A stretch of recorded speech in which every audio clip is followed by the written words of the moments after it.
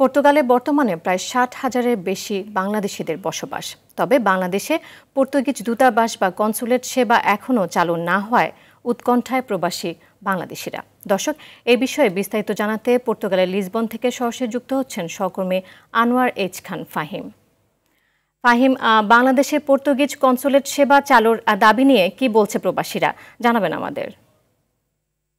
নীরা, আপনাকে ধন্যবাদ।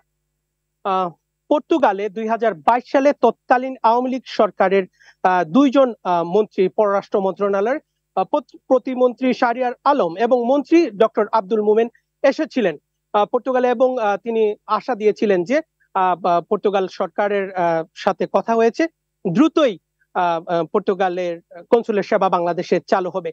এবং ২০২২ সালের ডিসেম্বর মাসের ১৮ তারিখে বাংলাদেশ পর্তুগালের ফ্রেন্ডশিপ উদযাপিত হয়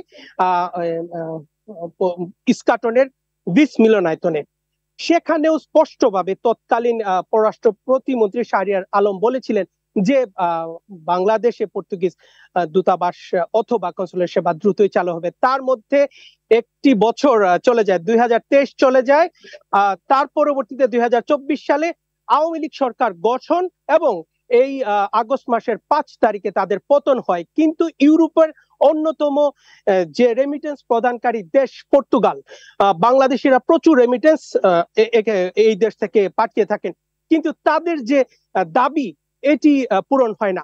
এজন্য বর্তমানে যে পর্তুগালে প্রবাসীরা রয়েছেন তাদের কথা হচ্ছে সরকার অন্তর্বর্তীকালীন থাকুক অথবা যে সরকারি থাকুক, তাদের দাবি হচ্ছে দ্রুত বাংলাদেশে পর্তুগালের কনসুলেট সেবা চালু হওয়ার জন্য যা যা কূটনৈতিক তৎপরতা করা যায় তা যেন করা হয় এবং দ্রুত।